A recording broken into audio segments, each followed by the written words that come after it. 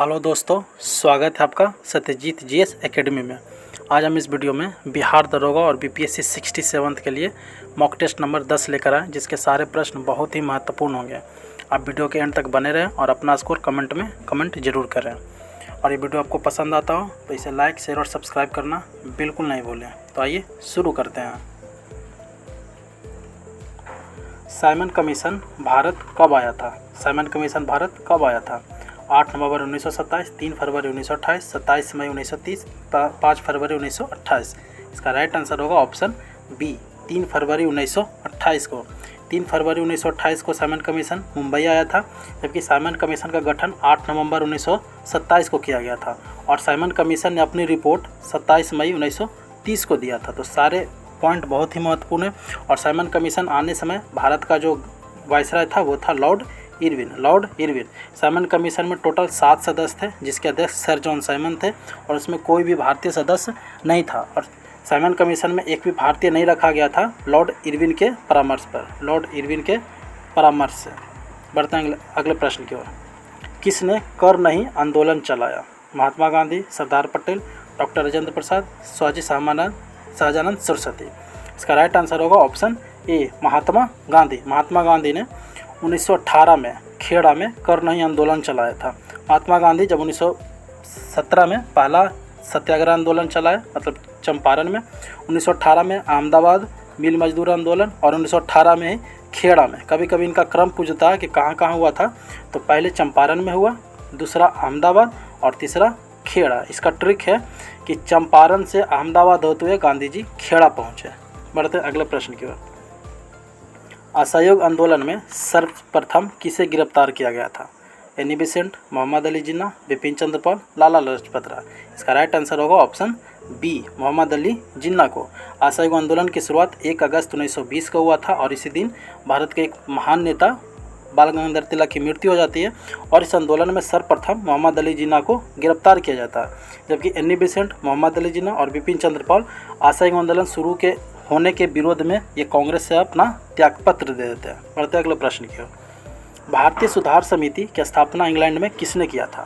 Firoz Mehta, MG Ranade, Surendra नाथ बनर्जी, दादा भाई नौरोजी। तो इसका राइट आंसर होगा ऑप्शन डी, दादा भाई नौरोजी। और कब किए थे ये? तो 1887 ईस्वी में। 1887 ईस्वी में। सुरेंद्र नाथ बनर्जी को बिना ताज का बादशाह भी कहा जाता है। बढ़ते अगले प्रश्न की ओर। आर्य समाजी राष्ट्रवादी नेता स्वामी श्रद्धानंद की हत्या कब की गई थी? 1923 में, 1924 में, 1925 में, 1929 में। तो एक्चुअली इनकी हत्या 23 दिसंबर 1926 को किया गया था। 23 दिसंबर 1926 को अब्दुल राशिद नाम का एक व्यक्ति था जिसने आर्य समाजी नेता स्वामी श्रद्धानंद की हत्या कर दी थी और इनके बचपन का नाम बृहस्पति और मुंशीराम था। बढ़ते अगले प्रश्न की ओर। सरदार सरोवर परियोजना किस राज्य को प्रभावित नहीं करती है? मध्य प्रदेश, उत्तर प्रदेश, गुजरात, महाराष्ट्र। इसका राइट आंसर होगा ऑप्शन बी, उत्तर प्रदेश। मतलब सरदार सरोवर परियोजना उत्तर प्रदेश में नहीं है। बढ़ते अगले प्रश्न की ओर। राज्यों के कर को निर्धारित करने का अधिकार किसके पास है? वित्त आयोग, वित्त मंत्रालय, राष्ट्रपति, केंद्रीय मंत्रिमंडल। इसका राइट आंसर होगा ऑप्शन ए, वित्त आयोग। और वित्त आयोग का स्थापना आर्टिकल नंबर 280 के तहत हर 5 साल पर प्रेसिडेंट करते हैं, राष्ट्रपति करते हैं।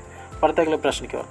तापक्रम बढ़ने के साथ ध्वनि की गति बढ़ती है, घटती है, समान रहता है, न बढ़ती है न घटती है? तो इसका राइट आंसर होगा ऑप्शन ए, इसकी गति बढ़ती है।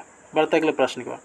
पदार्थ का चतुर्थ अवस्था क्या है? पदार्थ के टोटल 5 अवस्था होते हैं, ठोस, द्रव, गैस, प्लाज्मा और बोस-आइंस्टीन संघनन। तो पदार्थ का चतुर्थ अवस्था ऑप्शन नंबर बी सही होगा, प्लाज्मा। बढ़ते अगले प्रश्न की ओर। मानव आँख किस प्रकाश के प्रति संवेदनशील होता है? हरा, लाल, पीला, नीला। इसका राइट आंसर होगा ऑप्शन बी, लाल प्रकाश के प्रति संवेदनशील होता है। नारियल का कौन सा भाग खाया जाता है? वेरी वेरी इंपॉर्टेंट क्वेश्चन, बहुत बार क्वेश्चन पूछा गया। फल, बीज, अंडकोश, भ्रूण। तो इसका राइट आंसर होगा ऑप्शन डी, भ्रूण को। बढ़ते अगले प्रश्न की ओर। गलत कथन को चुनना, इनमें से गलत कथन को चुनना। पानी का बुलबुला संपूर्ण आंतरिक परिवर्तन के कारण चमकता है, बिल्कुल सही है। पृथ्वी पर सबसे बड़ा फूल उल्फिया, गलत है। पृथ्वी पर सबसे बड़ा फूल उल्फिया नहीं बल्कि राल्फेशिया है। हाइड्रोजन न्यूनतम पर्यावरणीय प्रदूषण फैलाता, बिल्कुल सही है। प्रकाश की गति को सर्वप्रथम रोमन ने नापा था, ये भी सही है। तो ऑप्शन बी यहाँ पे सही हो जाएगा।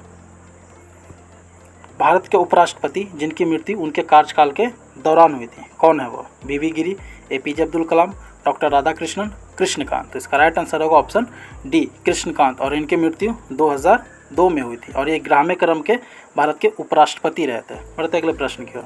संविधान के किस अनुच्छेद में निर्वाचन आयोग को अधिकार दिया गया? निर्वाचन आयोग को अधिकार दिया गया। अनुच्छेद 124, अनुच्छेद 324, अनुच्छेद 326, अनुच्छेद 143। तो इसका राइट आंसर होगा ऑप्शन बी, अनुच्छेद नंबर 324 में भारत का एक निर्वाचन आयुक्त होगा। और ये कौन सा अनुच्छेद है? अनुच्छेद नंबर 324। जबकि अनुच्छेद 124 की बात करें तो सुप्रीम कोर्ट का गठन किया जाता है। अनुच्छेद 326 की बात करें तो वयस्क मताधिकार, जिसके तहत 18 वर्ष के कोई भी व्यक्ति भारत में मत दे सकता है। और अनुच्छेद 143 राष्ट्रपति को विशेष परिस्थिति में सुप्रीम कोर्ट से परामर्श लेने का अधिकार है। बढ़ते अगले प्रश्न की ओर। भारत में राजनीतिक दलों को मान्यता कौन देता है?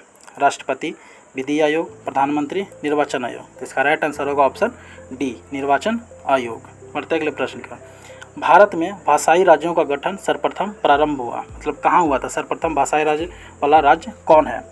आंध्र प्रदेश, राजस्थान, पंजाब, हरियाणा। तो इसका राइट आंसर होगा ऑप्शन ए, आंध्र प्रदेश। जबकि सर्वप्रथम पंचायती राज व्यवस्था किस राज्य में शुरू हुआ था? तो राजस्थान के नागौर जिला में। बढ़ते अगले प्रश्न की ओर।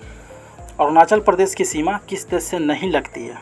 चीन, भूटान, नेपाल, म्यांमार। इसका राइट आंसर होगा ऑप्शन सी, नेपाल से। अरुणाचल प्रदेश की सीमा नेपाल से नहीं लगती है, जबकि चीन, भूटान और म्यांमार ये तीनों से लगती है। बढ़ते अगले प्रश्न की ओर।